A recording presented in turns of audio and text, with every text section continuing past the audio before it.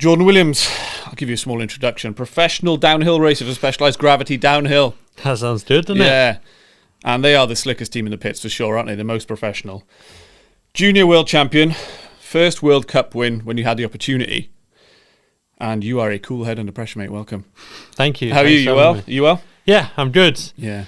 Nice to have a bit of a break after the hectic first part of the season. How many races have you done?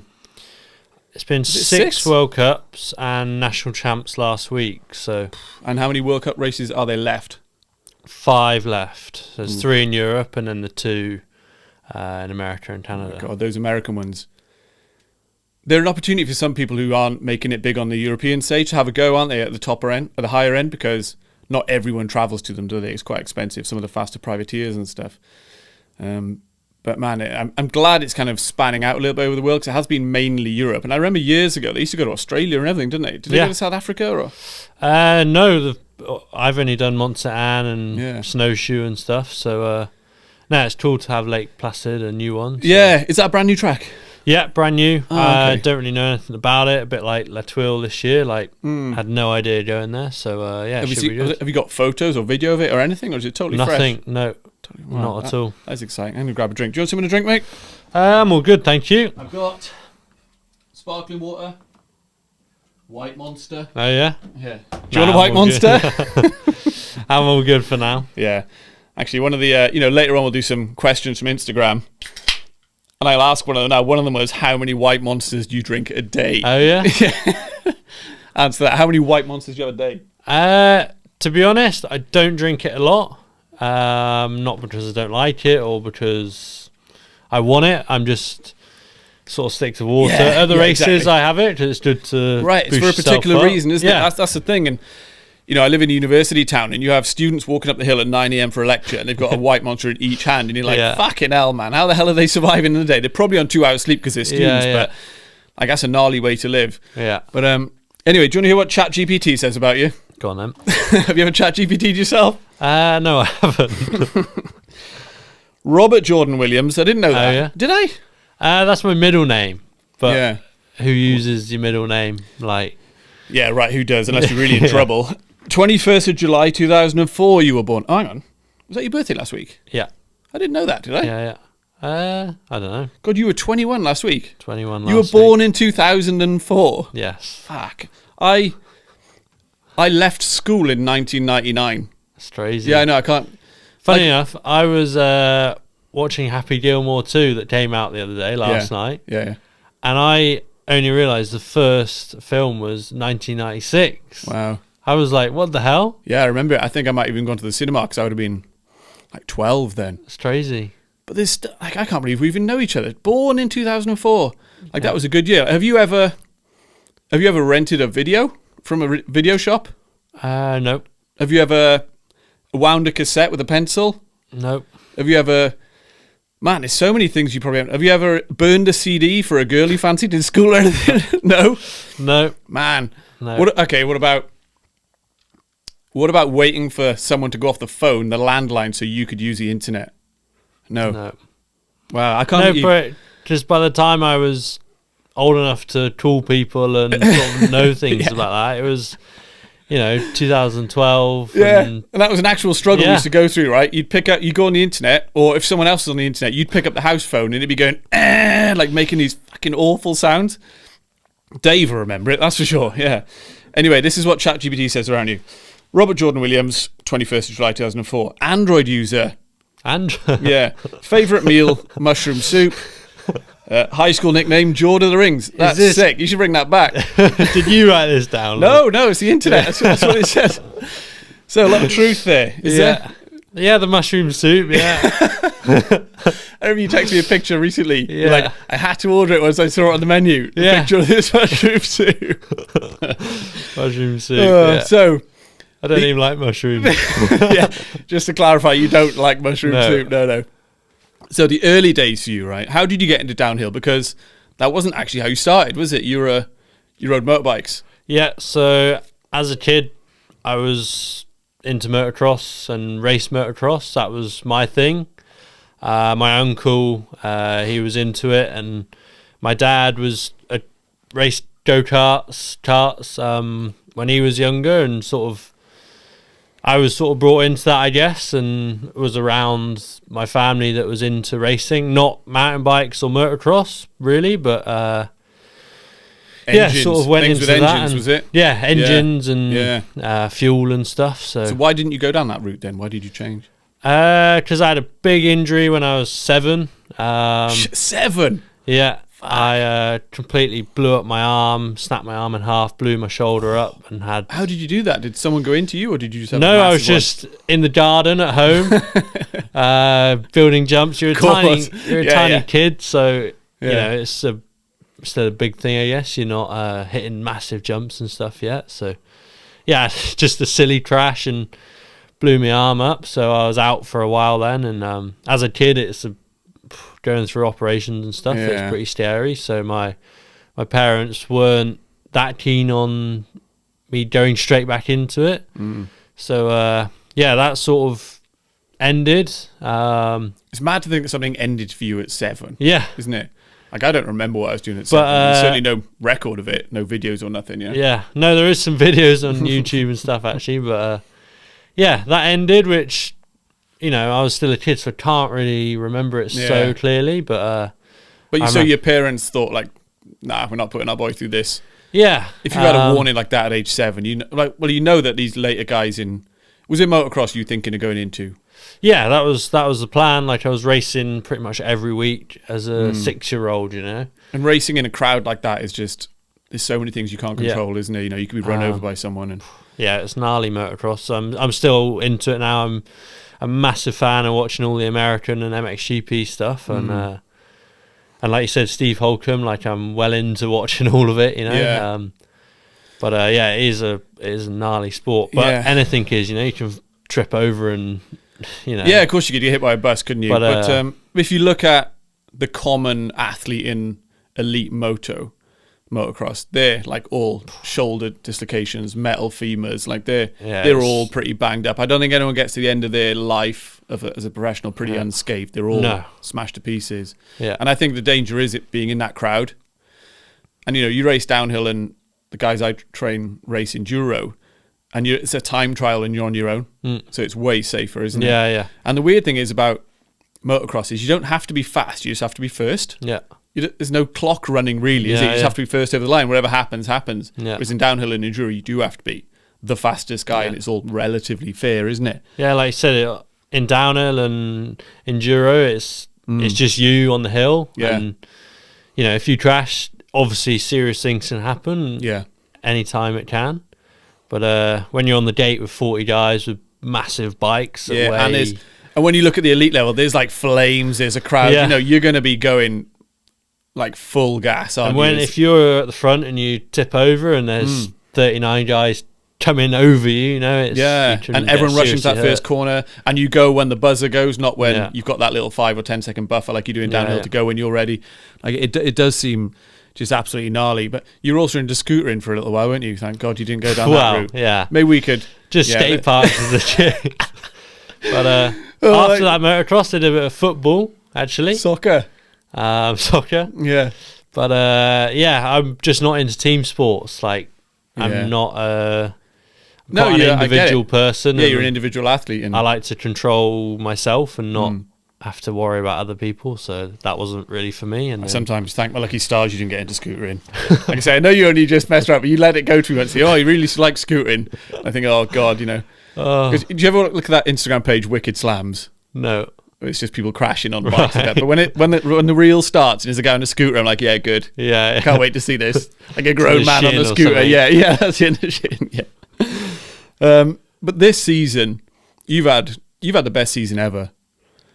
It's been good. Yeah. It could have been better. Of course it can, but well, you're number 1 in the UK, and there's only 7 people in the world that have had a better season than you. Yeah. You know, you're ranked 8th. And if you didn't know downhill, you might be thinking like, well, ranked 8th isn't anything to shout about. But when you know how high the fucking standard is, like, you know, 30 people make the final, but there's the 30 people in the final and probably another 15 people that could win that race if they were in the final. It is unbelievably tight. So to be as consistent as you've been this year, you've been in every final, haven't you? Yeah. you've had a podium, you've had some really good qualifying times, and you're always in the mix. And that's all you can hope for in downhill when the level's that high, I think, is that you're competing at the high end. Yeah, this year's been crazy. Like, I've been at the World Cups for not long to most people, but I've been in it maybe 4 years, something like this now. And it's the highest I've ever seen it. Like, even watching before I wasn't there, it's crazy this year. Yeah, and you see big names like, Danny Hart, and he's not qualifying for finals. Yeah. And you're like, he has, I think, once or twice. He did in the last one. Yeah. But you're like, wow, people like that are being left for dust these days. Well, obviously this year we have the Q1, Q2 thing. Do you like that? Yeah. I do. Not when you're in the Q2, it's horrible. Like, just explain a little bit what's going on for people who might not understand. So you have Q1 and Q2 this year. It's the Q1 qualifying 1 and qualifying 2. Yeah. First 20 people in the Q1 go straight through to finals, and that's a really nice thing because you finish around 12:30, 1 o'clock, so you get the rest of the afternoon to chill out, recover, and it's a big relief. You're like stoked to be through. You can do a track walk, you get your physio done, a bit early. more recovery, yeah. And then the Q2, only the last 10 people go through. So how many people start in Q1? It's around 80? I'd say around 100 elite riders. Yeah, so 100 people go down the hill on their own. Yeah. 20 people go through to the final straight away, the top 20. And then the next 80 people get another opportunity, don't they, for those last 10 slots for the 30-person final. But it's not just another 80 people. It's, at least 20, 30 of those guys that are in Q2 are bloody damn fast. They might have made a mistake in Q1. They are really quick. Most of the time, the top 10 are either World Cup winners, podium finishers, or world champions or something. It's nuts. You've missed Q1 a couple of times this year. Actually, most of the time, is it? Yeah, I think it's about half and half. I've only got through twice. Yeah. Through the Q1. And the last time in La Tuile, actually, when I went through Q2, I was in not a good mindset. Like, I really don't enjoy it. You don't want to be there. I feel like it affects your Sunday because you're wasting energy. You're having to do a warm up, a race run. The stress tires you out. Yeah. I really am starting to not enjoy it. It's worth laying down an absolute smoker in Q1 to try and get through. Yeah, and you have to. In Andorra, the last World Cup, to get through in the Q1, it was 2 seconds from first place to 20th place. Oh, no way. On a 3.5 minute track, whatever it is, It's nuts. Like, you have to be a race run. Because one little mistake or one if you miss a rut or something, you're not going to do it. If you're not 100%, it's 2 seconds. Like, it's not a lot at all. It's crazy. It's that tight, and I don't know many sports are that tight, except for things like Formula 1. Things, and it kind of has that aspect to it. But even so, Formula 1, your laps are a minute 30 or something, and Formula 1's a lot different. It's a lot higher level and so the things, fine margins. Yeah, if you look at downhill as well, the ground is changing. Yeah. People's bikes are different. People are all shapes and sizes, and they're all finishing within a couple of seconds of each other. It does show the level of eliteness that this sport has got to now. And I really like the fact, I don't like the fact, but I agree with the fact that they've made it even more elite this year, haven't they? They've kind of dropped the privateers. You had to be a certain criteria because there was before maybe 200 elite riders in a World Cup race, wasn't there? No, and that's too big a amount of people to call elite. Yeah. I think. No, it's too much, I think. Like, it's not being harsh or anything. But when you see people that, for example, there's some people that turn up on rental bikes or, they don't really have a clue about downhill. Yeah. They're just there because they want to race it. Yeah. And you don't see that at Formula 1 or MotoGP. No, and they've got a jersey for whatever reason, or they've bought onto a team or something and they're there. The World Cup should be the highest athletes on the best teams. Yeah. If you're a really high level privateer rider, then yes, you should be there. Yeah. But other than that, I think you should be at the IXS series or the nationals. If I was not such a great rider and I was nowhere near qualifying, I would be like, okay, this isn't for me. I should try and build myself up and come here when I'm ready. For example, Luke Williamson, who's a great UK rider. He's I used to grow up racing with him. He's super fast. This year, or the last couple of years, he hasn't raced World Cups as much, and he's actually said this year, I may be wrong, but what I've heard from him saying is he's going to race the World Cups when he's ready to, and when he feels like he can put in a strong performance. Yeah. I think that's how it should be. You shouldn't just be trying to race everyone. And No, I agree. If you're a competitive person, you want to be, in whatever category you are, you want to be at the higher end, don't you? Yeah. You want to be competing for the top. And I respect that from him, because he's like, okay, I'm not ready for it now. I'm going to come when I'm ready. Yeah. And he'll probably put in a good result, you know. It's I think that's how it should be with the... Yeah, and he's gone the proper way round, isn't Yeah. he? You know, you build up, and then maybe the World Cup elite teams select, you know, like they do in the drafts and stuff in the NFL. They find the people who are doing really well in the category below and pull them up. Yeah. And that's kind of how it works. Yeah. Yeah, I think you're right. I think elite World Cup racing was too available to too many people, and it kind of diluted the term elite. And like the last few years, it's been so hectic in practice. Like the tracks at World Cups get destroyed. Like Yeah.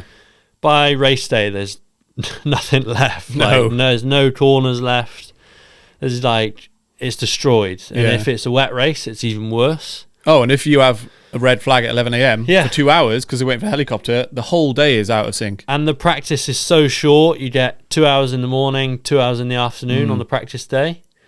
And that's not a lot, you know. That's 3 runs, maybe 4. And when there's 200 riders, you know, sometimes they only got 2 runs in if the lifts are slow. Yeah. And it's not enough really for... No, and you're probably catching up with people. Yeah. All these people stop looking at lines, and it just lose your Exactly. concentration And then for a second. this year it's a lot better because there's not so many queues in the waiting for the lift. Like, you sort of drop in, you can do your practice runs when you want to. So overall, yeah, I agree with what the UCI have done there. Yeah, I like the Q1, Q2, and I helped. like the fact that they've kind of cut. Yeah, the it's bottom helped half. everybody else. The tracks stay in a better condition. For example, this last World Cup in Andorra, the track was amazing. Like, it stayed, obviously it got destroyed, but it stayed a lot better. And by race day, the track was groomed. It was such a good track to race on. And for the riders, it's such a nice thing, and you really enjoy racing it. And Do most people say they're enjoying the new? yeah, like format? obviously my teammates Loic and Finn, we talked about it, and like the track was insane on the race day. It was, And that's what you want, right? yeah. That's all you want. That's all you want, is to race at the higher end on a Yeah. good track that hasn't been smashed to pieces. The footage is good. The actual final footage is really good, I think. Yeah. Everyone seems to be getting their 1.5, 2 minutes of footage. yeah. And Which you is what see it's all about. sometimes at a race, like the track can get so destroyed that there'll be a corner that everybody will crash on, or like everyone will be really struggling, and it kind of ruins the race a bit, I think. Yeah, it doesn't flow, does it? And it doesn't look good if everybody is crashing on a certain section. I think, you know, it doesn't look the best. No, and the organisation team must be like thinking, "Oh shit, this is looking crap." And But this year it's been a lot better, and the racing's really good. So yeah, and you've got some great momentum behind you. And years ago, when you won that Junior World Championships, it's a couple of years back now. You know, it's not a huge talking point, but I'm not sure if people realise how massive that was, because you were in an absolutely lethal era of junior downhill as well. Yeah. There was Jackson Goldstone, Ocean O'Callaghan, Ronan Dunn, Dennis Luffman. Was Chaos Seagrave there as well? And he was... no, not Chaos, but we had like Remy Mara Smith, Lockie Stevens McNabb, Yeah, who's so now some a serious... top rider. Yeah, so some really serious guys. And didn't you go the whole season not making not being off the podium once? Yeah, Yeah. no, I think my 2 years in junior, I think I missed the podium twice, I Yeah. think. I may be wrong, 2 or 3 times. And just that level of professionalism from such a young guy, and he's still such a young guy, just turned 21. Yeah. You know, the pressure was on you there. And then you moved... Well, actually, you were for Madison Saracen as you won the World Champs, didn't you? Yeah. And did you get your contract bought by Specialized? Did they buy you out of that contract? Yeah, I'm not sure what I can say about that, but... Well, I remember there was a podcast that... I did leave my contract early, and then, joined Specialized. So it was on Madison, it was great. They picked me up as a youth rider, and they helped me loads. Harry Malloy on the team, Will Longdon. Oh, great guy. They were, Harry's such a nice guy. Yeah, he he's sound, helps isn't me he? to this day still. Yeah. So yeah, it was good on there. As you say, won the world champs. It was a big thing to win any world championship. Is a really to be special number thing one. to do. But like I said, in that era of downhill as well, when it was that fierce, it's just something else. But I listened to a podcast, I think on the way back from yours once, that Laurent was on. Was it the Downtime podcast? And he was talking about looking at you then. Yeah. And I believe he said he approached Madison and said, "What are you thinking? Can we buy Jordan off?" Because he had a year left, didn't you? Yeah. Yeah, but I think he said they came to some agreement where you got to get out of the contract early, and he had you for that first year elite. Yeah. And of course, you won the first men's elite race, which no one has ever done before. And again, I don't know if people quite realise how big that was, because you had a lot of expectation. People would have been watching you. The last was the World Championships the last race that you raced? Oh no, you got to race in the World Championship colours a couple of times, did you? No, I think I had 1 or 2 more World Cups after that. So there was a lot of expectation from you. You're on a new team with Loic Bruni and Finn Isles, some massive players. Yeah. It was a track that you liked, wasn't it? It was a good one. Actually, it wasn't. Oh no! So I moved to Specialized, which I really wanted to do. Loic and Finn. I used to watch I think it was the Bruni Vergier Against the World sort of videos. I think that's right. Oh, like a documentary vlog. Yeah, they did a video series on YouTube, and I used to love that. Even like the Atherton racing videos. I used to love watching the Atherton Diaries. I've watched all of those videos maybe 10 times. Yeah, I used to love it. So yeah, being able to join sort of my dream team, I guess. Yeah, was Well, Laurent's such a smart guy, isn't he? And a good leader. He's not just going to pick someone to make up the numbers. Yeah. He would have deliberately probably had, to begin with, 10 or 15 athletes and whittled it down and thought, right, I want this Jordan kid. Yeah, no, Laurent is such a good leader, amazing team manager. He's really fair. He's really honest. Like, he will tell you straight to the point, and he will always make it fair. He doesn't... Obviously, Loic is... the team captain, the team, like the primary number rider, one, yeah. I would say at the moment. I'm trying for him, but he has won a lot, and he is very established. Yeah, he's the main guy, isn't he? Everyone loves him. He comes across as a good guy. He's performed for a decade. Loic and Laurent make it fair. They don't boast about it, or they're not like, oh, Loic gets this. Like, it's very fair, and we all get on so well. Laurent is, like I said, such a great team manager. He's super fair. He's super honest. I've spoken to him a couple of times, and he comes across as very, like you said, fair. And I think that's pretty much all you want from a team manager. There's, he probably does have a soft spot for Loic, but he treats you with respect and like a professional racer. And as long as you give him that professionalism, we get on super well. I remember in that podcast when he's on the downtime, he said, like, it's the first time you spent with the team or something, like a team building weekend, and you're playing Uno somewhere, and you lost a game of Uno, and you stood up, and slammed all the cards down on the table and stormed out.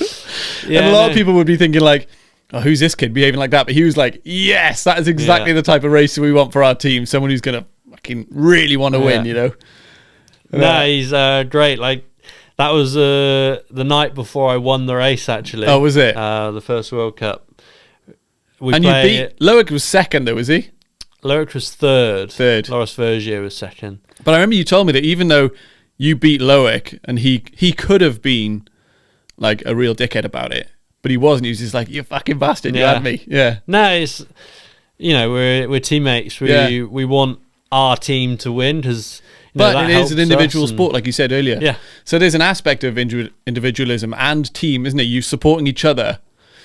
But still, when you're on that race, you do the best you can, don't you? No, at the end of the day, it's all down to you and how you perform. Yeah. But the team's so great. Our physios, the line spotters, you got to take what you can take from them.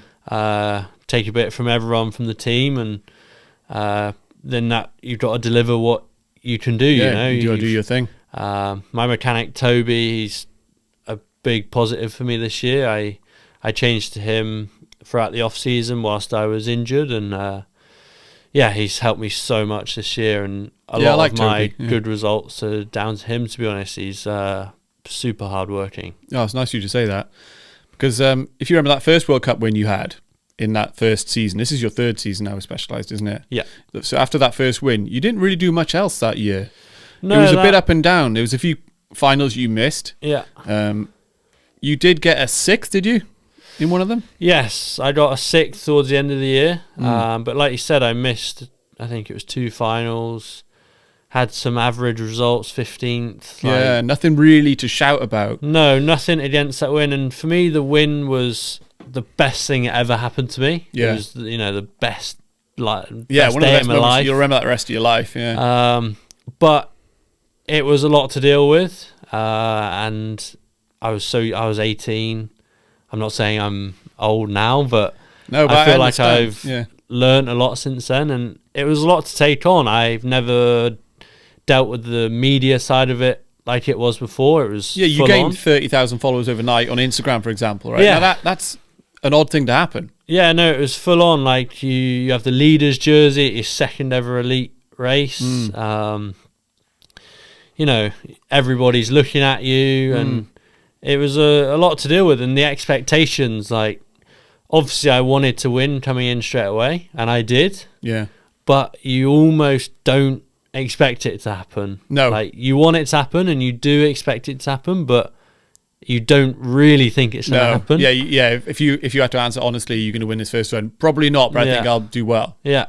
And I didn't think I was going to win that race.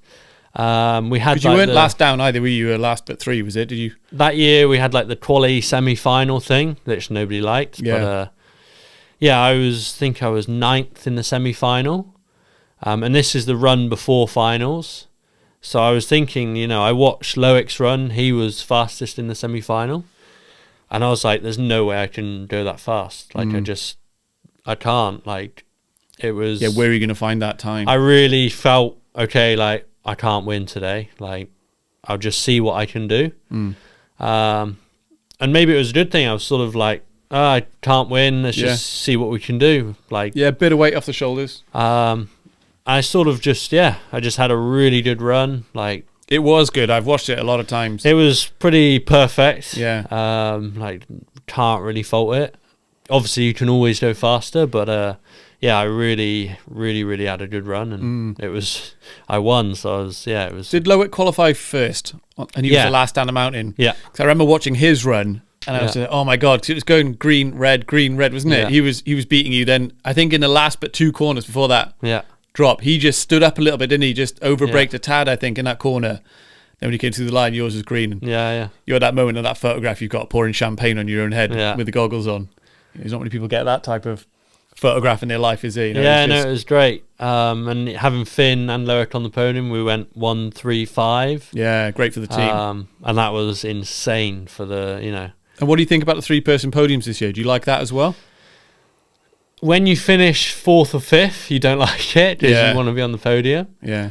But I think it does look good, and maybe it's the way it should be. Again, less winners make something more elite, doesn't it? And I can't think of any other sports where they have a 5-person podium. Yeah. So it's a little bit... It's just a change. I think it needs time for everybody to adjust to it. And there's always a resistance to change, isn't there?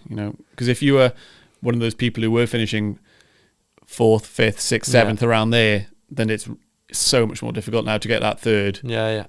You had a 3rd this year, didn't you, somewhere? I had a 3rd in Ludenville this year.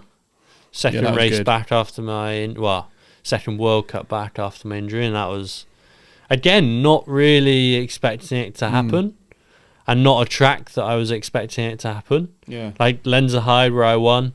Coming out of juniors, it was my least favourite track. Oh, really? Obviously, I quite like it now, but Ludenville again. Like, it's not really a track I'd expect to perform my best. Why then?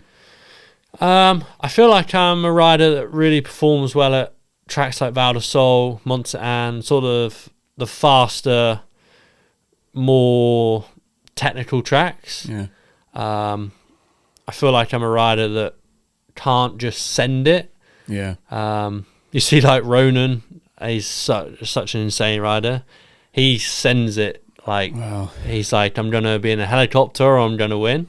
And I'm not somebody that can do that, and I respect that massively because it's an insane thing to do. So do I, but it's not good for longevity, I don't think. No, I can't do that. I'm a rider who needs to be clean and precise and smooth.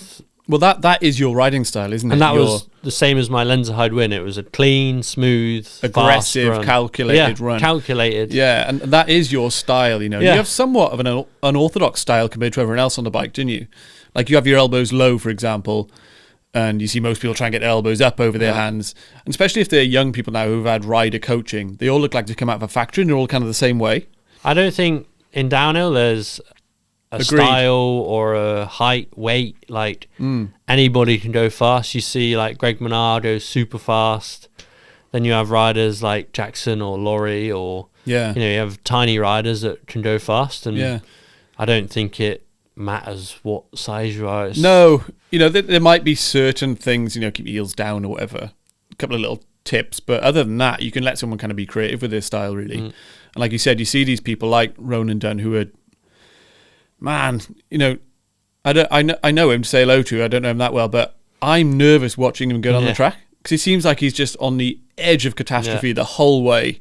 But I hear a lot. He trains like that, and maybe it's karma to him. But still, I couldn't ride like him. It's an insane thing to do. He ended up in, was it the last race or one before, in a helicopter, wasn't it? Or getting stretched off the track. And if you look at his POV and stuff, he is like mad, like asking the bike for everything, everywhere. And I remember seeing him crash and he kind of boom, tumbled onto his back and then sat up. And then he lay back down again. And I'm like, fuck, if he's not just got up and started shouting at the crowd like he normally does, then that's serious, And then that crash he had, was it in Hardline Tasmania, where he kind of bounced and then slammed into that boulder that was like the size of a car? Somehow got to his feet again. Yeah. I worry how many of those you can have before you do something really serious, Yeah. But then, you can do something like I did and just stick your foot out and have, I would say, a worse injury, It's anything can happen, but like you said, you can still control a few things. And then there's people like Jackson this year who seems to be just taking off. He's obviously a really skilled rider. And I feel like he's taking a lot of risks too, and it's kind of paying off. And I don't know how, when someone like that, who you've always gone toe-to-toe with, is pulling away so quickly, do you feel like you want to chase him, or are you just sticking to your plan and letting him go? I'm focused on myself. Like, Jackson's doing great. Like, respect to him, but it's, this year it's insane. Anybody can do well. Yeah. Has he won 4? I think so, yeah. Yeah. But, no, respect to him, but, he's got it dialed. He's skilled and he's getting it right. It doesn't mean he's special or anything. He's just another rider. He's just worked it out, I feel like he's in unbelievable form at the moment. And I think if other riders think like, right, I'm going to go after him, then you're probably prone to make a mistake. And what you're better off doing is just sticking to your plan and how you ride. Yeah. No, but he's just got the confidence. Like he won one. Again, I don't think he expected to win it. And then he's just got the confidence from it. He's not doing anything special. He's not, he's not 5 seconds up, is he? He's just the same as everyone else. He's just got the confidence. And, why can't anybody else do it? Yeah, I think I'm not talking about you now, but riders will go in and out of form, and it's the same with any professional athlete. You're not always performing at your best, and if you're out of form and you're trying to force a result, it's when you're going to get hurt, I think. Yeah, and like I say, with someone like Jackson's in great form at the moment. Stick to your plan. Reel him in slow. Do you know what I mean? He's a big fish. That's a fish reference. I don't think I've ever made a fish reference before. But stick to your plan. And I think, like, talking about styles and stuff, your style does have longevity in this. I think you are calculated. You don't take huge risks. You rely on information and smoothness and being calculated on everything. Yeah. And I really respect that. And over the long term, like over 20 years, what are your goals in this sport? What do you want? Well, obviously you want to be the greatest of all time. Yeah. I don't see why you wouldn't. But like short-term goals, you want to be on the podium. Like for me, this last part of the season, I want to try being top 5 every week. Yeah. Top 10, sort of the minimum. I've been solidly in the top 10 the first half of the season. I had the first race back after my injury, which I was 14th, I think. That was a good result though, Yeah, right? to come back and do that, I was pretty Just to happy with. make a good start, you know. And then there was that sort of weird freak race in Liujiang. I'm not sure what happened. For sure, I didn't have my best race run. I messed up, and sort of I'd expect to finish where I was. I think I was 17th. But yeah, it was weird. Like the last 3 riders to drop, which was me, Amory Pirion, and Loris Vergier, and they were the World Cup leader and world champion. And I was in the middle of them. Yeah. And we all finished like 15th, 17th, and 18th, I think. I remember that race actually. The conditions were good, weren't they? Yeah, the last sort of 10 riders couldn't get anywhere near the fastest time. Well, I remember watching it, and every rider coming down was having a really good run. No one really making any mistakes. Yeah. And then when it's coming up towards you, I remember thinking, like, where the hell is anyone going to find any time on these people? Because no one's really making any mistakes. And you came out the gate and you looked a bit erratic. I don't know if you were like really trying hard to get some speed, and it just didn't work out that time, did it? Yeah, no, it was a bit of a weird one, but for sure I take the blame myself. I didn't ride good. Well, you've got to. Who else can you blame? And then the other races, I had the podium there, and then I've had 2 ninths and an 8th. So inside the top 10. Just in the mix, isn't it? That's what you want. Yeah, I'm happy with that. Yeah. But I want to get towards the top 5 now and start, going for that. I want to be a podium guy every week now. So well, I think the new track will help you. I think because you will analyze every corner and try and work out where you can find speed. And I'm not sure people go to the depth that you do of analysis and kind of remembering where to be and things. I think your calculated style will really help you there on a brand new track. Yeah, no, it's something I like as a new thing. Like La Tuile this year, I tried to memorize the track as best I could after track walk, and I could do a full run in my head after the track walk. So seeing the track one, I didn't see any photos, videos, didn't ride it. I remember on the practice day, a lot of people were like, God, I don't know where I'm going. Like, what's this? And I sort of had a self-confidence in myself. Like, okay, I know where I'm going. Like So I feel like I'm pretty good at that, but for sure, like the Q1 situation, I need to get better at. Yeah. Our line spotters, Renault and Nix on the team, they're great at showing us lines and telling us how fast we are. We also got a younger guy called Sasha on the team this year, helping us out. And he's really good at seeing how your style is on the bike and how your speed is. And they always tell me since I've joined the team, you're really slow in practice. Like, what you're doing. Like, Actually slow on the clock or just look slow?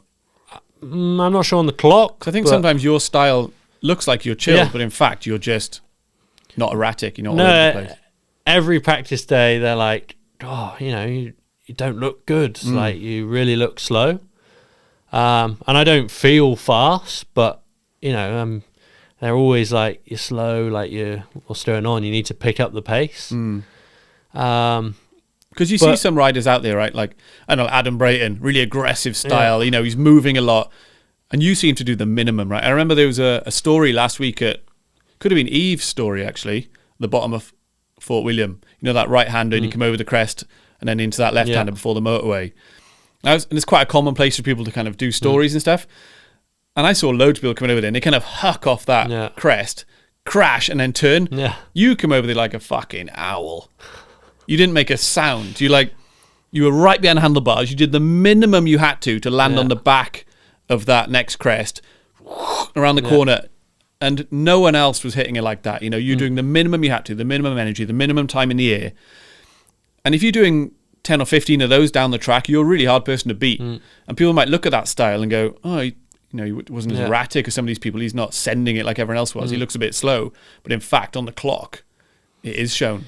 Yeah, no, I think, my style looks slower. And I think, you see a small rider and they look really fast and look quite... And there's dirt shooting off their tyres and they're ripping corners. Whereas a bigger rider, which I would say I am more of a taller, bigger rider Yeah, than you're probably most. on the heavier end. You're probably 85 kilos, are you? Yeah. Around there.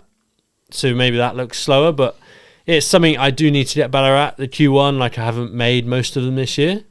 I need to get the speed faster. And I did try that in Andorra. I tried to really push from the first run. And actually the boys said, you know, in Andorra, you know, your speed's good. Like, it's sort of the first time we've seen it. Had a pretty good time training, nothing special. And then the Q1, I was third. So I found it there, but it is hard for me to get that speed early. A lot of people can, again, just send it and get the speed early. Yeah, it does seem like a reckless way to do it. You know, again, we spoke about it a bit now, but I feel like I'm more of a racing person. I feel I need to build to the race run, and then that's when I'm ready, and that's when I can go fast as a race run. Do you save a little bit? And I then, don't. And then I come just, up a gear for that race run, like mentally you have a separate gear you go to. I like being in a race run, and I just like the racing feeling, and that just gives you that little bit. Going back to sort of when I won World Champs as a junior, every time I put that World Champs jersey on, I love to wear it. After I won it, I had special. I had maybe 2-3 months to use it before I couldn't use it again. And I wore it every practice day, everything. Yeah. And I really felt like something there that, you know, you've got a World Champs jersey Number on. one. You've got to ride, you know, yeah, you're you the feel best. like people are looking at you. You need to behave a certain way. You need to ride fast. You could do with winning, you know, your national rounds and stuff. And yeah, it is a special thing. The race run feeling. I need to build to that race run, and that's when I'm ready, and that's when I can deliver. I'm not somebody that can be full gas on second run of practice, you know. Yeah, but it's something I need to get better at. Yeah, like Steve Holcomb says the same. He actually holds back a tiny bit, and then he feels like when it's the race, he wants to come up a gear. Whereas some people ride like they're on the race run all the time. He wants to feel like he can elevate himself to that, and he can kind of switch it on like a switch. And it's something as well. You look at my split times at races. Sort of every race, split one, I'm quite far back normally, not in the side top 10 really. I always am pretty slow at the split one, and as the splits go down, I seem to get quicker, and I chop down the places that I am. Yeah, okay. And normally the last split or the last two splits, I'm the fastest or one of the fastest. So you feel like if you could just start faster, like I just need to get better at starting faster, and I just need to get better at that. Are you conserving energy, or are you just literally that's just how your race develops? Just how I am, I think. I just need to get better at getting faster quicker. Well, there's always places you can improve, isn't there? And this is one of those things where you've just analysed and seen that as an opportunity. Again, sort of, I think I've got better at it now, but in years previous, I've been real bad at practicing in the dry and racing in the wet, or vice versa. And I felt like I've improved that. Still need to keep improving it, but it's sort of another thing I need to improve is the speed earlier to become one of the greatest of all time. Like you said, that's your goals, and I like the fact that you're unapologetically will say stuff like that. I love that, you know, that you're a winner and you're a fierce competitor, and you know that, and you'll say it. Because a lot of people will just be like, I'm going to do my best. And I always think that's a little bit weak, you know. Sometimes your best isn't good enough. And I remember before you won your first elite race, do you remember the text I sent you on the weekend? And I just said, what are your goals for this weekend? And I like to ask that of people, to get them to say it, because there's a difference between just thinking it and saying it. And you just said win. You didn't text back anything else. And then you did. You won that race. No, you've got to, you've got to want to be at the top, otherwise, you know. But I had like 10 athletes competing that weekend. None of them said anything like that.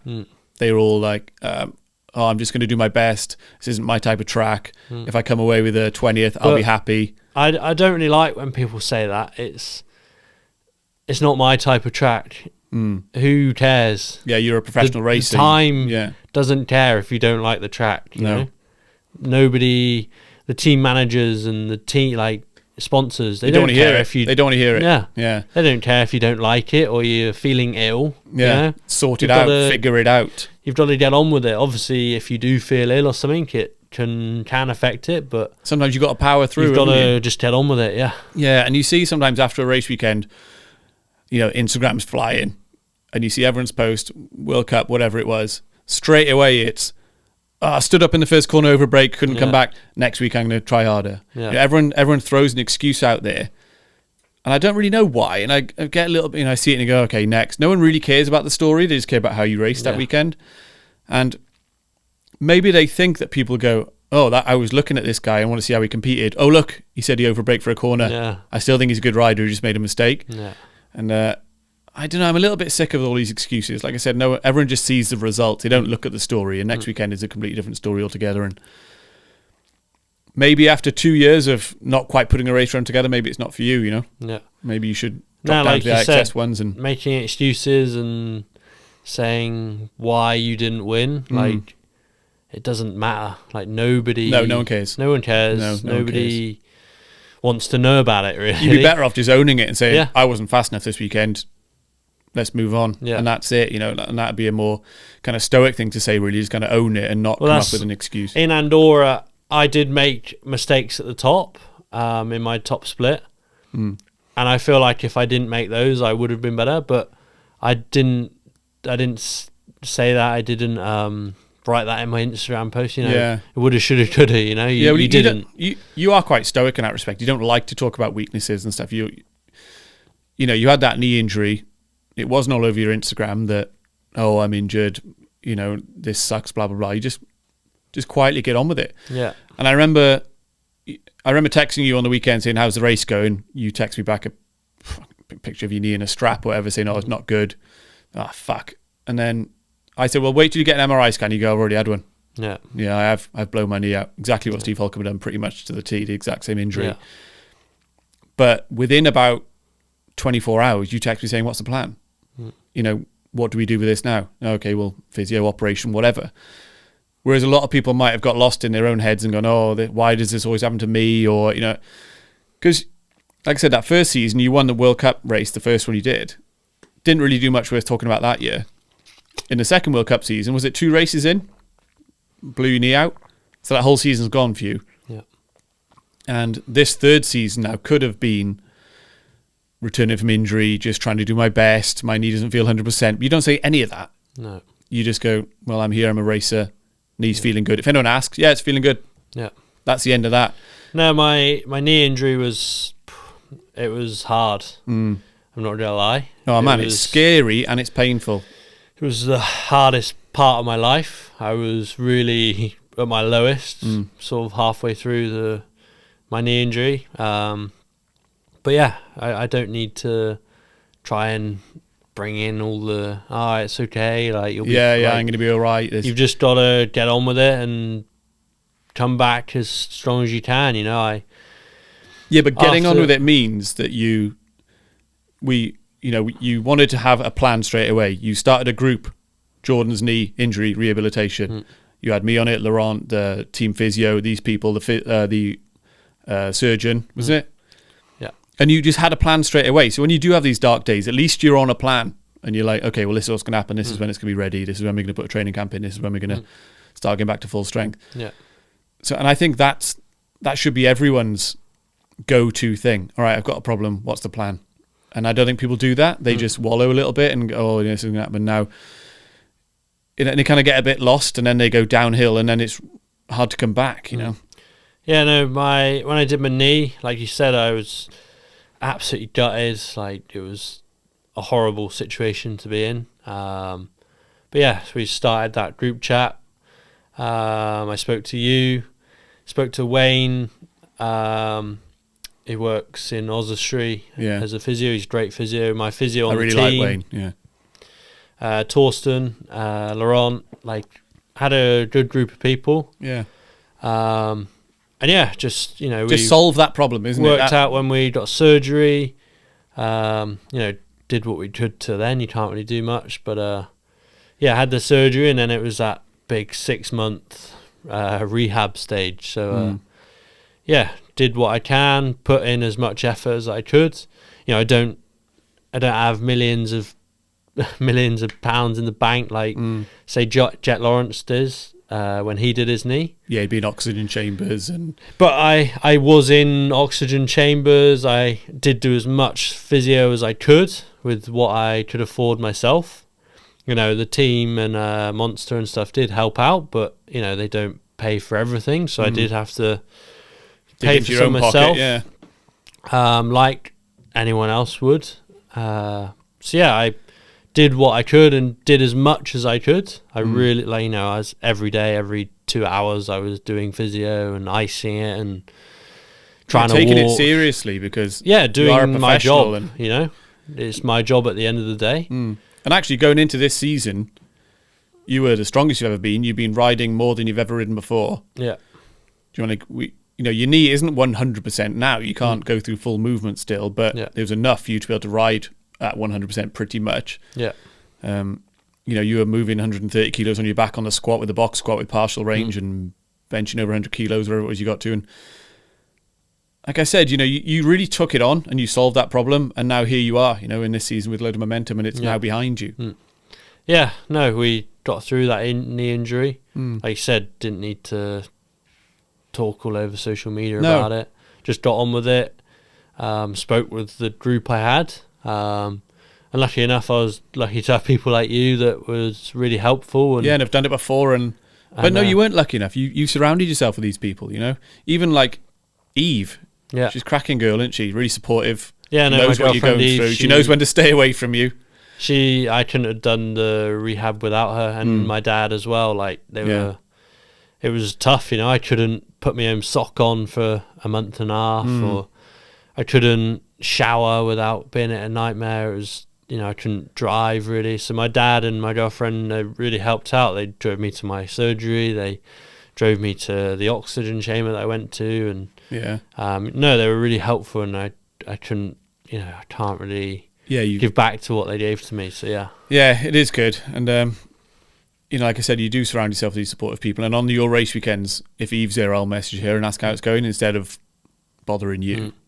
And she texted me at Fort William saying, he's won, he's done it. I said, oh, thank God. Yeah. Because I knew you really wanted that. And, those boys, Charlie and Matt Walker, they're so quick in the UK, so hard to beat. Yeah, and I wanted to win national champs this year really bad. It was high on my list. I'd say, top 3 things I wanted to. Obviously, you want to win Worlds, you want to win a World Cup. It's obviously going to be there. But national champs was right up there, to be honest. I've always had a bit of a nightmare at national champ. I don't believe in much things, to be honest. I don't believe in luck and stuff. Karma or bad luck, but I did start to feel a bit unlucky at national champs. Like a curse. My first year I raced it, I won it as a juvenile in 2018. And then after that, one year I got red flagged halfway through my race run. I pushed back up. I front punctured 20 seconds in. The other year I made a mistake myself, like crashed, something happened. Another year, just things didn't go right. I was too slow. Missed a few years because of COVID, and it was the week before going to America and stuff, so we did miss it. So this year I was like, right, I'm going here. I'm going to win it. I'm going to put everything into it. Yeah. And I knew I had to. And you like Fort William though, right? Yeah. It's not somewhere I want to be all the time. Yeah. Because it's with the rain and the midges and stuff, and the no signal. But going there, once or twice a year is nice. It's lovely views, nice place. Track's cool. It's a unique track. You got the Indian there. Yeah. Well, what's that on the main street? Is it? Yeah, I know it. Love that. Yeah. So I was like, okay. I said to Toby, I said to the team, I was like, there's no reason I can't win this. This year we're going there and we're giving it everything. And you were the highest ranked Brit on the world by far. I said, I think you were 8th overall. And the next British guy was Charlie Hatton at 24th. Yeah. And I knew going now as Matt and Charlie and Danny, for some reason, I don't know why, but at a national or a national champs, they seem to rise a bit more than they do at a World Cup. Obviously, they've had great results in the past. Charlie, world champion, Matt, World Cup overall winner. Obviously, they're really highly rated riders. Yeah.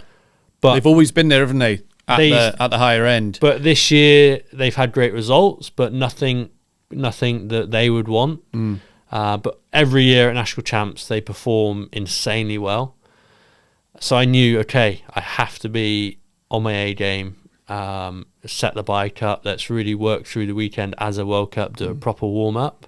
So will you race World Cups now with the Union Jack on your sleeve? That's cool. Yeah, I've got that. I really think that does, especially with the Specialized kit, that's going to look really sick. I think. It will look cool. The red kit. Yeah, that'll be awesome. Union Jack. So we went there with Toby, and I did my best run I could. So I really gave it everything. I punctured in the seeding, so I missed. I was gutted about that. About 20 seconds in, and then the race day I was.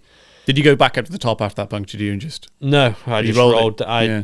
used it as sort of a track walk and just rolled down. Yeah, okay, But, why not? Yeah, the race day, I really gave it everything. My race run, I'm not so proud of it. It was a good run, but I tried way too hard. I was paddling everywhere, like really like gritting my teeth.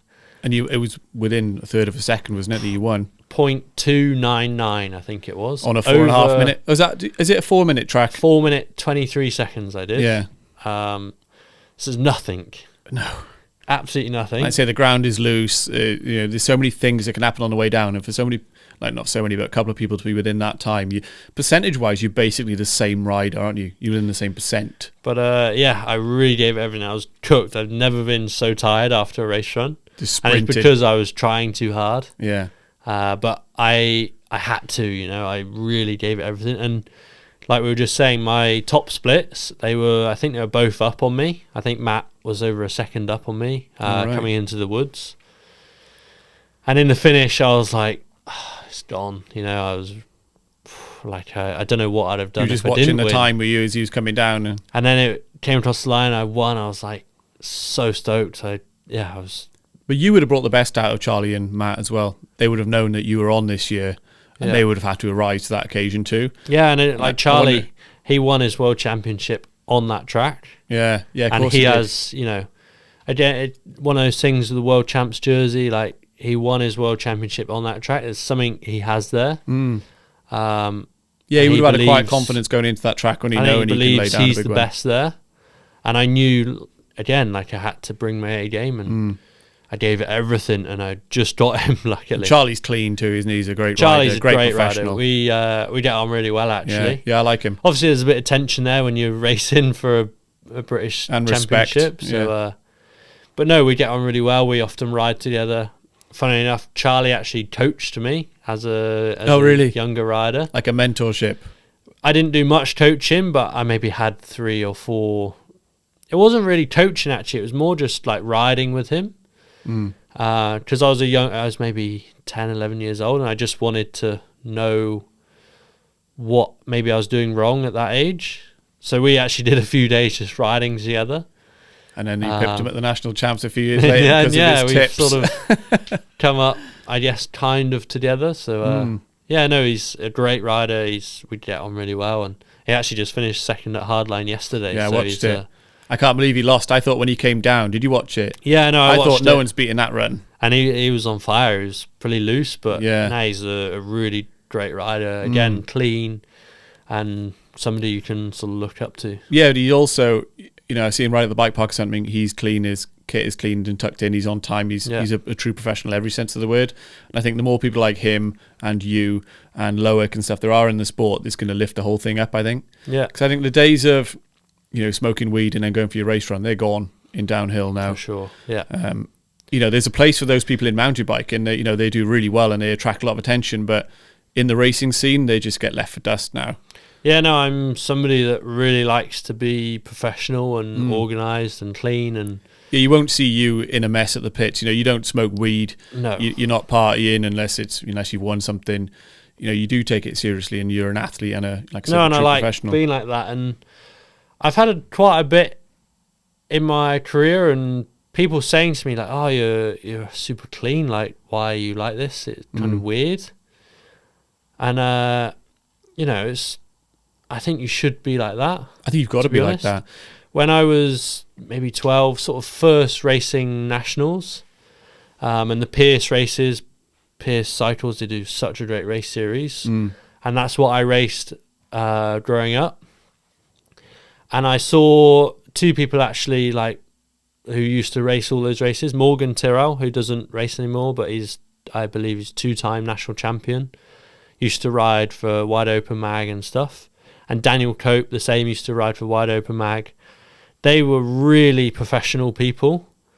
Morgan, we're great friends with. He was always in clean kit. He was always professional, doing a warm-up, like always had his goggles laid out. Looked really good at the rate, whether it was a small little Forest of Dean race or it was a national or something. He always was looking good, had everything ready, and bike always looked perfect, new tyres on it, new kit, not ripped kit. Yeah. He always looked really good. The same with Daniel Cope. He was a year above me, and I sort of looked to him because he was racing nationals the year before me, and he always looked good, like clean kit, clean bike, like they looked really professional, and I saw that as, you know, an 11-year-old, and I really wanted to be like them, especially Morgan. Yeah, like so doing what they're doing is a great place to start, isn't it? Yeah, like he was really organised, and he was winning the national titles and national races. And I really looked at that and like, okay, you know, it's how you need to be. Yeah. I won't mention names, but there was people that I used to race with who raced with dirty kit. They would race the same kit on the Saturday and the race day, and lost their goggles. No goggles, or they'd run goggles with no lens. I never understand that. They'd, you know, forget their gloves. Just tardy, isn't it? Like the bike would be like hammered. Yeah, and rattling. Like it would look not good. And I saw that as, you know, I don't want to be like that. No, so you can look at who you want to be and do what they do, and look who you don't want to be and what they're doing as well, and learn from them. And I said on the last podcast with Steve, because I mentioned to him that on the top of my Instagram is my 3 biggest clients. I've pinned at the top is you, Steve Holcomb, and Elvin Evans, and you're all exactly the same people. Yeah. You're never late, very precise, very clean. And I asked Steve, I said, is that a skill you've learned, or is it God given? Were you born like that? Were you like that as a kid? I think I was, but like seeing people who I wanted to be like helped that. Helps reinforce it for you why it's important, doesn't it? I think it also looks good, because if you're in clean kit, you're organised, you're doing a proper warm-up, like at the finish, your parents or whatever bring you a hat to put on the podium. Like if you look clean jersey to go on the podium. Stuff, sponsors and stuff are going to look at you and think, okay, he's in clean kit, looking good. He stands up nice. straight. Yeah, stands up straight. He's not, you know, he's not messing around eating a burger and stuff. No, I completely agree. And I've listened in on team meetings and spoken to team managers who talk about selecting an athlete for the team for next year or something. And those are the type of things they say. Don't get me wrong. The most important thing is competence, isn't it? That they ride the bike well. Yeah. But they might have 6 athletes they're looking at for one spot on the team next year. They're going, he's fast, he's quick, he's a true professional, he's not quite as quick. And they have all these things, and they go, all right, so that guy is the fastest out of these group, but he's a buffoon. Yeah. Do we want to travel 200 days a year with this guy? Do you want to be stuck in the airport for 10 hours with this person? Yeah. And you might think, okay, he's not quite as quick, but he shook my hand really well. He was really nicely spoken. Yeah. He's immaculately clean. He's always organised. We can develop him into a better athlete than we could this guy who's now a bit of a buffoon. No, exactly. And going back to having the clean kit and stuff, as a, you know, I was a juvenile or even a ripper. For the race run, you know, at the Pierce races, you have 2 race runs. Every race I'd put clean kit on. Yeah. And I'd have everything ready and stuff. And I remember the other sort of kids around me were like, whoa, what's he doing? You know, like, what are you doing? People were saying that to me when we started training together. They go, God, he's crazy. He has all his kit folded out, dead square, and his goggles there and spit. And I think, fuck, that's brilliant. I absolutely love to hear shit like that. Yeah, and as a kid, I was kind of like, I don't know, I wasn't really in the fun group. I was always quite focused, and I wanted, you know, my main you know goal what you to want, win. you know how to get I had it. good friends and good people around me, but I didn't want to be the people who messed around and lit fires in the car park, you know. I wasn't really like that. And seeing again Morgan Terrell being super organised, I wanted to be like that, and I wanted to get sponsored and be on a big team, and I thought, you know, that's the best. I thought the best way to do it. And that's the type of behaviour I'm trying to hammer into young athletes that I train at, like 15 and 16. You know, because I train him in the gym, of course, but athlete development goes beyond just the physical preparation. I'm talking to these people. What do you want? How do you think you're going to get it? And that's the type of thing I say. There's no reason you couldn't have immaculate clean kit in the van. And there's no reason your bike shouldn't be flawless. It helps massively at the World Cups because it's such a quick turnaround for things. You have practice in Q1, and if you have to go for Q2 again, if you've not got your goggles and your kit ready, especially on a wet race, if you don't have things prepared and ready, you're going to be rushing around, like struggling. Yeah, and your stress levels are higher, and your you can't stress perform levels like are higher, and they're already high. And you're going up in the gondola and going, I haven't got my fucking goggles. Oh yeah, I forgot this. Like fuck yeah, calling your dad. Oh, and then is there someone at the top I can borrow them? And it's not a way to perform on a race day. You can't be like that, and I think you just got to be like a lifestyle. You need to be prepared and ready for things, and even for today, right? Dave said, is Jordan on the way down? I go, yeah, he won't be late.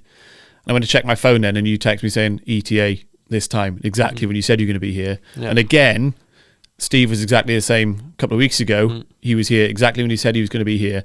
So even if you were born with a sense of organisation, you like things in a certain way, or it was a skill you developed as you went on and kind of looked up at older riders and how they were doing it, it doesn't matter if it was a skill or it was born with. You can learn it. You can decide. Yeah. You can say, do you know what? Next weekend, I'm going to set my alarm an hour early, and I'm going to be there, and then have everything laid out. You can decide to do that. Yeah. So there really is no excuse. And if you're one of those people who just, I slept in again or whatever, then you're probably not going to be at the top level, unfortunately. You can see those red flags really early on. And the likelihood of being an elite athlete at the top level and being successful is so small anyway.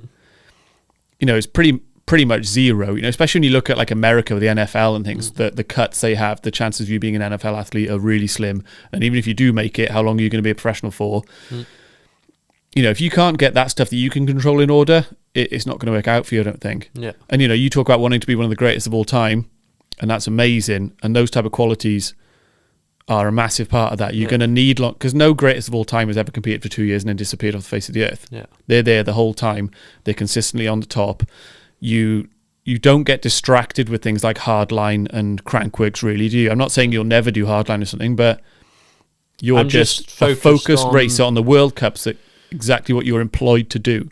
And what matters most to me, if I go and hurt myself at hardline or some little race that I don't really need to do. Yeah. Obviously, you have pre-season races that are important because you need to race before. You need to come up to speed, yeah. But if you're doing, silly things and you hardline is based on risk, isn't it? The crowd want to see huge things. And, if you, Loic and Finn said to Laurent, we're all going to do hardline this year, he would be like... We all hurt ourselves. Yeah, and if he'd probably look at you dead in the eyes and say, boys, if you hurt yourselves here, you're in big trouble. Yeah. You're a professional racer of specialized gravity, not getting your appearance fee from Red Bull. If you're a Red Bull athlete, maybe it's different. Maybe they squeeze you for stuff like that. But still, you're a professional, and I love those little decisions you make all the time. Yeah. And you don't need to... do you ever fancy doing hardline? Are you ever going to think about it? I would like to. But again, it's not something I really... You don't crave it, do you? No, you're not scared of it. Obviously, it's a race at the end of the day. But there's not such a competitive field. There's, 4 or 5 riders that are there to actually race. What do you think about... Did you see Bernard's takes on the line choice in Tasmania? So did you see that little video? Be careful what I'll say, but... Let me just clarify. So hardline is a bit more of a showcase, isn't it, rather than a race, typically. All the riders turn up and they all want to get down safely and survive it, and they encourage each other, and it's a bit more of a party. For example, no one's warming up at the top of it, they just go. So it's not quite as a serious race. And in hardline Tasmania, Bernard usually kind of steps up there and helps everyone on all the hard lines with line choice, and he might hit the jumps first and things. And a couple of people held a line they saw from him, didn't they?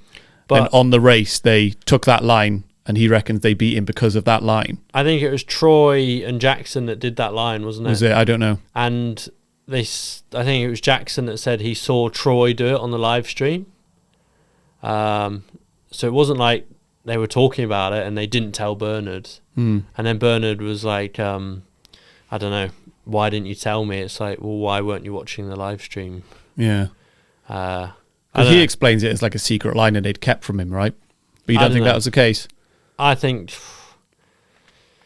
it's a selfish world. Yeah. You've got to do what's best for you. Yeah, and maybe that was a transition race, and from now on it will be less of a showcase and more of a race. But I don't know what to think about it, because I kind of agree with Bernard's point of view, where he says, I thought we were all just like having a good time, and then there was a race at the end. So I kind of see both points of view, and then some people are saying, well, it is just a full-on race now, and if you want to... There's been a clock timing every rider since the start of Hardline. Actually, So- maybe he's guilty of taking it too seriously before. You know, he's won it more times than anyone else, isn't he? Yeah, I think there's some people that like to talk a bit too much. Yeah, the comments on it were all like, "Oh, crybaby Kerrut," like kicking off again as well.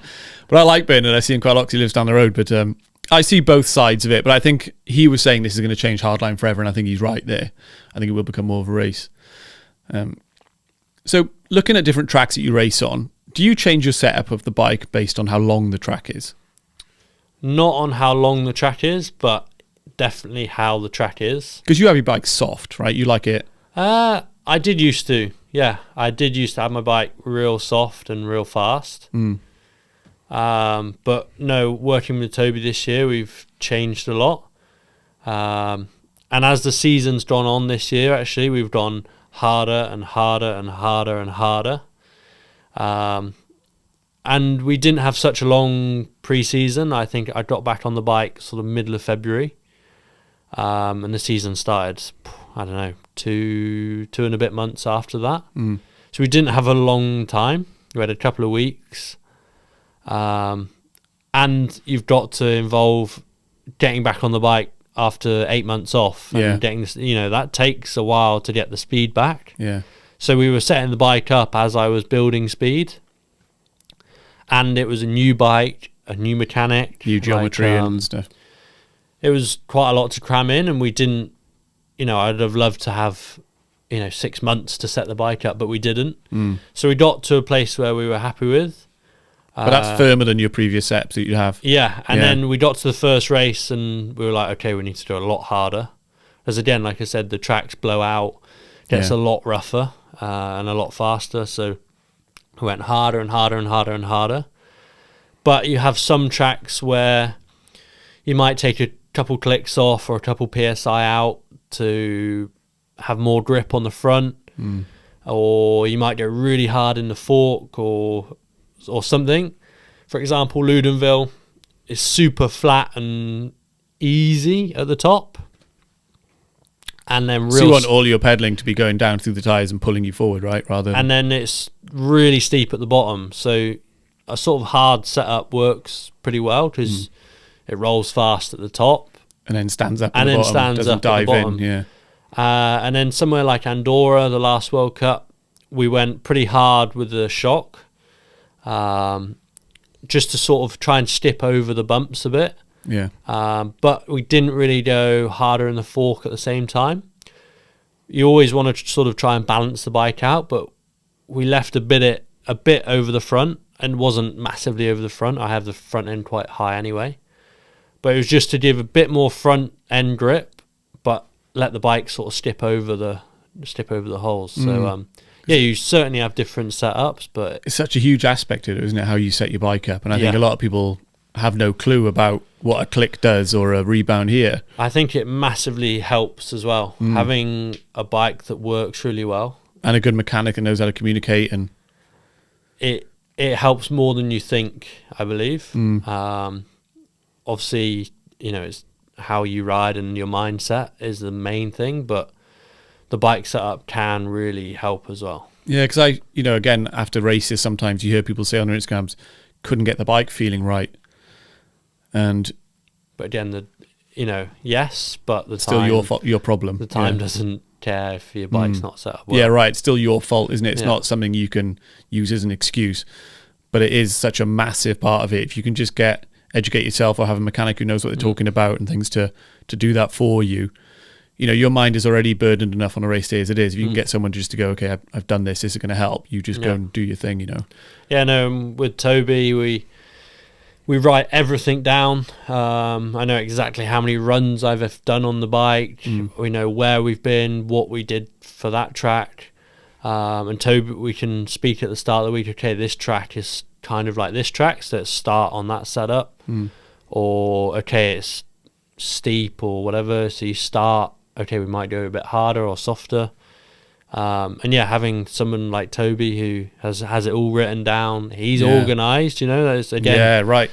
Having a mechanic that has things laid out, all the wheels ready, like it's the same mindset as you when it comes it's to race an easier day. weekend, less stressful, like again, it helps. And yeah, he's organised, has everything written down, every track. So yeah, we can start. It's exactly what you need, isn't it? Somebody like that. And like you said earlier, you build this kind of entourage of people around you who can just take things away from you, so you can just ride your bike and be confident. Even if it's like the strength conditioning stuff we do, you don't do that much in the gym, really. And you didn't really start gym until you're 18. Well, I did do a bit growing up, but it wasn't. It was twice a week, maybe small things, just to sort of keep fit and do things. And like you said, you had exposure to the gym and nothing really serious. No taking it seriously. No real structure. But you didn't get any structure till you were 18 until we kind of met a few years ago at the bike park. And I get messages from parents, and it usually takes a couple of messages to get to the bottom of it. They say, I've got a son or daughter and they're showing loads of talent and they want to start using a gym program. And I say, okay, what sports they do, where are they, what do they want to get out of it? And after a couple of messages, you find out they're 8 years old. Yeah. Right? Like, I say, I know this isn't what they want to hear, but just tell them, just go and dig some bike jumps, just go and ride your bike. And they're like, but they feel like they ain't left behind. I said, well, they're not. No. They're really not. It's not the earlier you start, the more you can achieve. If anything, the earlier you start, the more burden you're going to have, the more stressed you're going to be. Why do you need to be in a professional setup from 8 years old or 10? Sometimes when you get a 14 or 15-year-old parent, athlete with a parent reach out, you're like, yeah, okay, we can. Have they filled out yet, or are they still a skinny boy? And you see, like, I see some kids, whether it's in the UK or in Europe, if you're riding somewhere, you see they're like tiny on downhill bikes. They look like they're riding a massive bike using half the travel, and they're riding a jump line with telemetry on or something, and it's like, I don't know who that's for. Is it them wanting to get this data, or is it the parents? You see the pushy parents on race day. Some of them go way beyond, the borders of integrity, and you see it in motocross stuff as well, don't you? Like some of the pushy parents on the side, and the kids drop the bike, and then they can't pick it up anymore, and then the kid's a spoilt brat. And I think you just need to enjoy riding, have fun, and work it out yourself, mainly. And obviously, get help from people. Your parents help, but you need to just ride, have fun. Just ride your bike, and sometimes I think the parents reach out to someone like me, hoping I will say that back to them, like, just avoid it, so they can show their kid and go, look, this guy is saying to do this. It's not just me anymore, and not the parent telling him. And then I think it should be the kid or something trying to reach out to you, not the parents. Well, like I said, sometimes I think the kid's like, I want to start using the gym, and the parent's probably saying, you're too young, but I'll reach out and see what he says. And, I might say that back, and then they can tell the kid to just calm down a little bit. And then sometimes I think when the kid is 15, 16, a little bit older, and does actually start having to become a professional, they can also use that as well. So they might want to tell their son, you need to shape up here. But that kid is now bored of listening to their parents say that. So I might say it, and it's a fresh voice telling them. Because I know some of these parents are like, God, my daughter's really shown some talent with this bike. If they would just listen to me, especially at that age when you could go either way, they're probably thinking like, God, if she really knuckle down, she could be a world champion. If she doesn't, she's going to be a vape smoking slag, and there's nothing in between. Do you know what I mean? So they sometimes rely on someone like me to like, strawberry sauce vape flavour. Yeah, exactly. Yeah, the butterscotch vapes. I know she's hanging out with the mates, and they're all, chocolate grape. Yeah. And they're thinking, right, let's hire in a professional who I follow on Instagram, who tends to speak quite frankly. Yeah. And he'll tell her, and then they might listen to a new voice. Do you know what I mean? Yeah.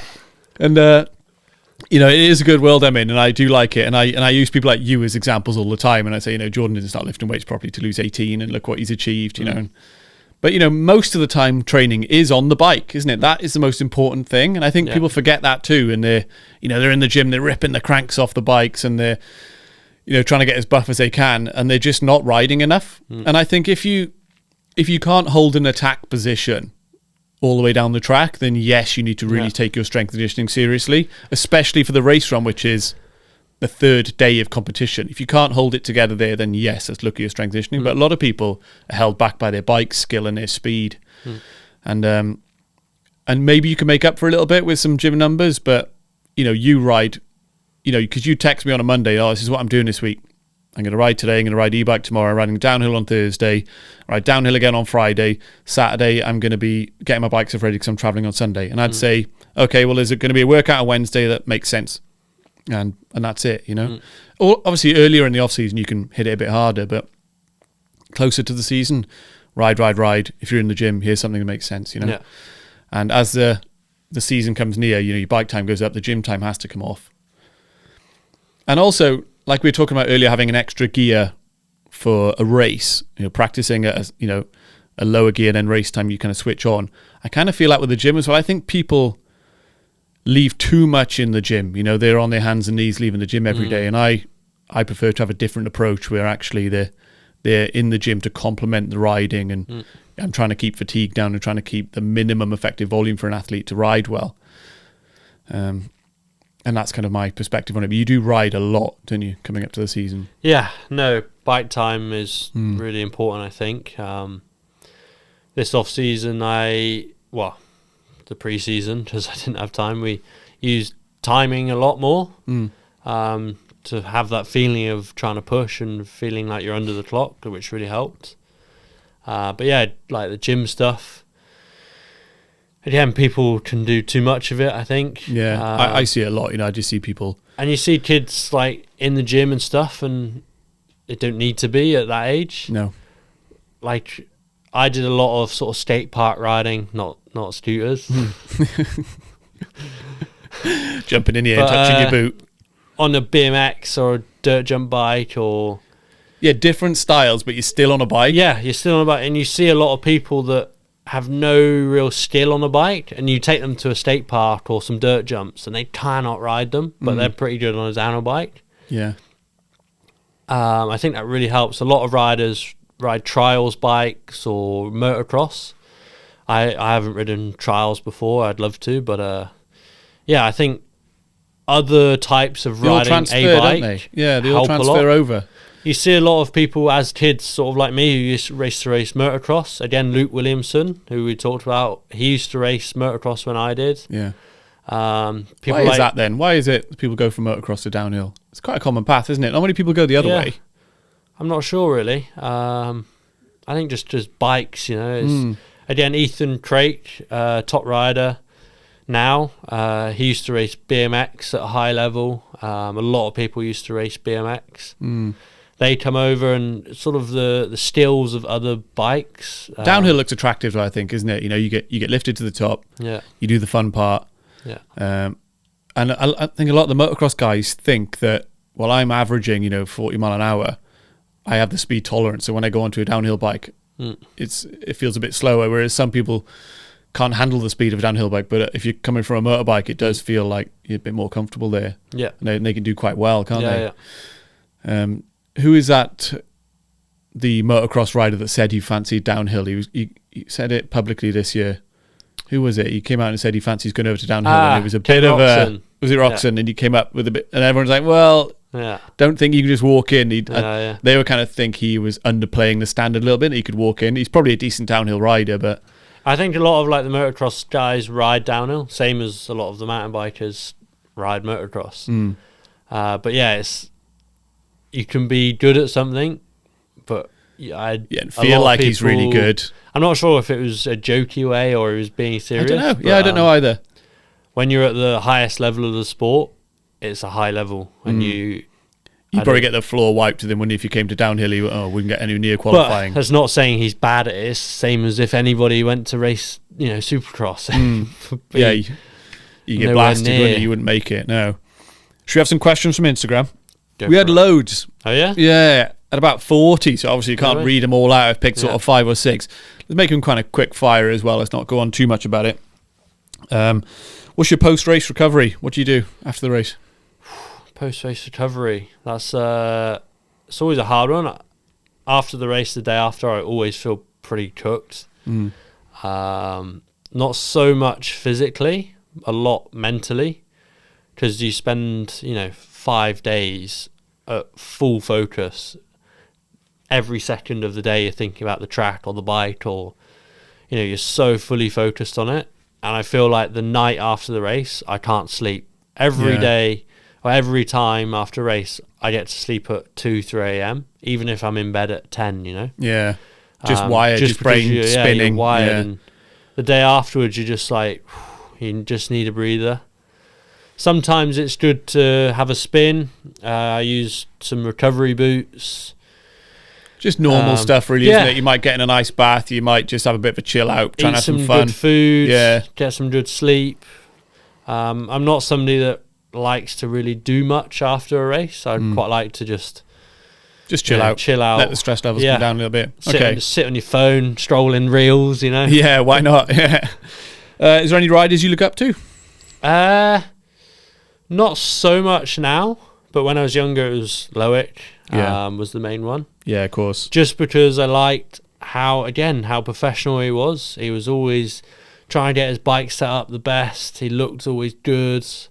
Trained hard. Like, just that professionalism I liked the look of. Yeah, and you're coming up and you're going to be an equal with him, aren't you? Yeah. Competing with him for the top spot. And yeah, I like the look of riders like Cade Edwards. He doesn't race anymore, but he's so talented on a bike. Oh, no one can handle a bike like he can. It's insane, some of the stuff It's an he does. extension of his body, isn't it? He does whatever he wants. And However, he is one of these people that we spoke about earlier that just sends stuff. And he seems to be always kind of recovering from injury. He's always coming back from injury. But like, I look up to Loic, how professional he is, and like how he is a racer.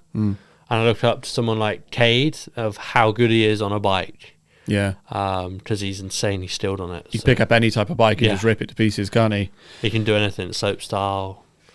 Off-bike activities, what do you do? I'm pretty into karting. My dad, like I said, my dad used to race karts. So we have a little Rotax kart that we go out in sometimes. I haven't been out in ages, actually, just because it's been so busy and just hard to find time for it. Yeah. I'm into that, sort of some climbing. I'd quite like to do that. Actually, you nearly had the course record in Fuerteventura, didn't you? That one near the airport. Was it? Yeah. Do you remember the guy came out with the course record, said it was a 58 seconds or something lap or whatever it was? Oh, yeah? Yeah. In the karting. Yeah. In the go-karts in Fuerteventura, Yeah. And he said, if you had another session out there, you'd probably take it. Yeah. And then like motocross, I'm big into watching it. I'd love to do it again, but just getting a bike and stuff. But don't have too many things, but yeah. I like what I do. I love mountain biking. So if you could ban something from the pits, what would it be? From the pits? Yeah. Ban something. Probably some of the music that people put on. Bluetooth speakers. Yeah. Because some people have really great taste in music. Is this people like doing warm-ups or just blaring out of their own little... Who has the controls of the speaker? Or like over the pits is like a big the speaker in the pit. Some people have really good music and have the best music, but Loic has pretty terrible music. Probably the music. Speakers in general at the pits. You want music, listen to headphones. Speakers, but good music. Right, this one, right, out of the... There was about 6 or 7, maybe 8 even questions, the same. Yeah. It was saying, how does Jordan handle mental health issues when it comes down to racing? And people are saying, I have mental health issues when it comes to racing, and blah, blah. Do you have any strategy for that? Just look at yourself. Yeah. You really need to be honest with yourself and be harsh with yourself. A lot of people, I think, just in general, don't look at themselves and think, oh, I'm doing this badly, or I'm doing this wrong, or Yeah, I know what you really mean. need to be harsh with yourself. Reflect on where you can improve. For example, you know, a lot of people are pretty fat, and I think they don't look at themselves and think, Yeah, maybe if Sort they my want to shit be out. fat, then yeah, go for it. But Yeah, because I always think, the mental health question comes up all the time, and I wonder why people ask that. Is it because it's just a buzzword and they think that'll be a decent question, or are they looking for you to come up with something to make you look more human, which you're not human, right? You're not human. Or is it that they suffer with mental health, and the more people that say they suffer with it, the more normal they feel? And there was a book, who wrote it recently? It was Abigail Shrier or something. She was on a Joe Rogan podcast talking about mental health. And she said, the more you talk about your problems, the more they grow.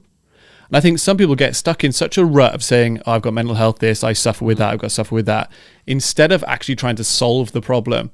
Like you said, if you're overweight, that's an easy one to solve. It's a simple one, not easy. It's a simple one. It's just looking at yourself.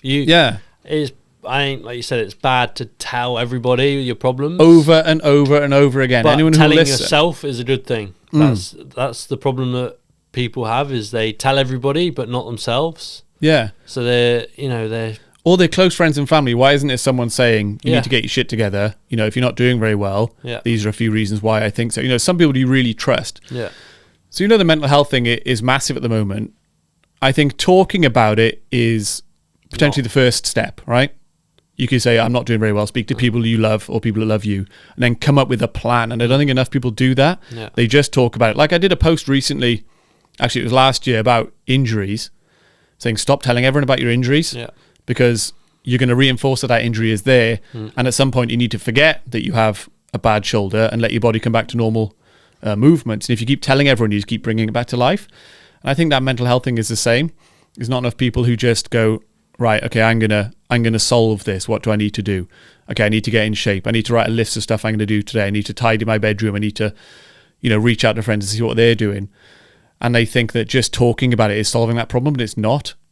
And I think that's, just stop telling everyone and just try and get back to being a normal person and solve that problem. You just need to be honest with yourself and say, look, okay, I'm doing this wrong. Yeah, I need to fix it. Yeah, I'm doing this wrong. I need to fix it. Like we spoke about your knee injury earlier, that there was a problem, you blew your knee out, 24 hours later, what's the plan? That was your strategy to solving a problem. We need a plan, we need it now, because otherwise, you are at risk. That being organised thing that we talk about. You need a plan and you need a goal. Yeah. Like, if you have no goal, then you're not going to be so focused on your work that you're doing. Yeah. And okay, we're doing this, this, and this to get back to here. Yeah, right. And if you don't do anything, nothing happens. Yeah. Yeah. So don't get caught in a negative cycle. Yeah, I think it's just, you've got to look at it when you're racing. If you're, like I said, with the line spotters on the team, if they say you're slow, you can't be like, oh no, I'm not. Like, no, you're doing really well. Keep going. Like I remember another post I did last year was about the pressure of race day. And I said, when you're telling your 16-year-old son, there's no pressure, just enjoy yourself, it's mountain biking, that's not helping. Yeah. I don't think denying the pressure exists helps anyone. Yeah. Now, I put this post out, and I had 10 responses from parents, and that's quite a lot for someone to actually reach out back. And they all said, I say that to my son every week. Shit, do you know what I mean? I didn't really think it through. He's not actually performing that well. What should I say? And I always come back with, okay, you say to him at the top now at the race run, he's going to go in 2 minutes. Do you know the lines? Yeah, I know the lines. Is your bike prepared and ready to go? Yes, it is. Are you fit enough to attack this whole track? Yes. Okay, we'll go and do your thing then. Yeah. Instead of just have fun, it's easy, it's all right, you should be enjoying yourself. No. You go through a checklist of stuff. If they tick them all off you go. Nerves is a part of it. And if you look around, everyone is suffering with the nerves. Yeah. It's how they deal with it. I often say to myself at races, like you said, obviously you get nervous and obviously you feel you feel like it's a negative thing, don't you? Your hands are sweating. But I like to sort of say to myself, okay, like at the top, it's going to be loud with the turbos. Like when you drop in, I often say to myself in my head, like, okay, it's gonna feel fast, it's gonna feel loose if I feel like that. I like to tell myself what is gonna happen before it happens. Yeah, so you 'Cause expect then that feeling. Yeah, it's you're not like, surprise. oh no, it's gonna be fine. It's not gonna be no problems. No, it might be problems or. Yeah, and it's not fine. You're at a race. You're here to demonstrate your ability. There is people watching. And it's how you... And if you tell people, okay, you know the lines, you're fit enough, you know the bike is in order, then they can then face that problem rather than trying to bury it. And, you know, that mental health, race day nerves thing, I think it is down to, you know, the theme of your conversation with me today is being prepared. And when I speak to all these winners from any other sport or business or whatever they do, they're all prepared. And you look at Loic, I see a lot of behind the scenes with Loic, and he's obviously such a great rider, and he's prepared. He has things ready. He knows where's what, and he's one of the best. You know, you look at a lot of professional athletes that are at the top. Which one of them do you see that have forgotten their golf clubs or forgotten their trainers or their swimming goggles, or you know, every top professional athlete you see, you know, they've got a nice house, they've got, you know, their car's clean, you know, they do everything the best they can. And that's something my maybe the only thing I got from school actually is my primary school head teacher told me, if you're doing something, do it the best you can. And if you're not doing it the best you can, why are you doing it? Yeah, why are you doing it at all? Like, do everything the best you can. And, you know. Because even if you don't make it, at least you can be proud of how you behaved. Yeah. Yeah. You've put as much effort in as you can, and you've done things the best you can. Yeah. Whether that's, you know, whatever. Yeah, being on your time. Shoes on. Do whatever, every interaction you have with someone or whatever it might be. Who that we haven't spoken about would you say has helped you the most in your journey? So for me, my dad and my granddad have been a massive part of my career and how I've done things. When I was racing the Pierce races and nationals as, you know, a 12-year-old and the motocross and stuff, my dad and my granddad gave everything they had, and there was time and money. Yeah, gave all the money they had, gave all the time they had, and I owe them a lot. They've done so much for me. And obviously you have with, you know, your dad or whatever, you don't really agree with much they say. And fireworks sometimes, like, I bet. Yeah, you have a lot of arguments and stuff. But no, my dad does know a lot, and he has taught me a lot, whether I agreed with it at the time or not. Do you look back at that differently now? You know that you had your best interest at heart. Yeah, I do. You probably knew it then. It's even just you didn't want to hear it. He'll tell me stuff now, and I'll be like, "Shut up!" Like, stop talking. Yeah. But in, you know, a few years' time, I might be like, "Okay, he was right." So yeah, my dad and my granddad have helped me a lot, and they've been a big part of my success. Yeah, the parents are the backbone of the racing scene, really. Yeah, you know, driving their kids around, investing loads of money and time. And you also see other dads helping all the other kids. You know, I've got a tyre, you know, they're pumping up stuff. And they are really the backbone of the race scene, I think. My granddad's got one leg, and he was walking around, or trying to walk around on his little scooter in a muddy field, like trying to get sealant off somebody to get new tyres on or something. They really gave me a lot, and they've... been a big part of me. Oh, that's good to hear. Big shout out to the parents out there. And John Williams, thanks for... They didn't do too much, you know? They didn't. Yeah, they didn't bully you out of it or make you resent their ideas. They didn't pressure me into doing too much. Or they didn't... they weren't those parents that were, you know, reaching out and trying to get me to do things that I shouldn't have worked out myself. Yeah. John Williams, thanks very much. Thank you.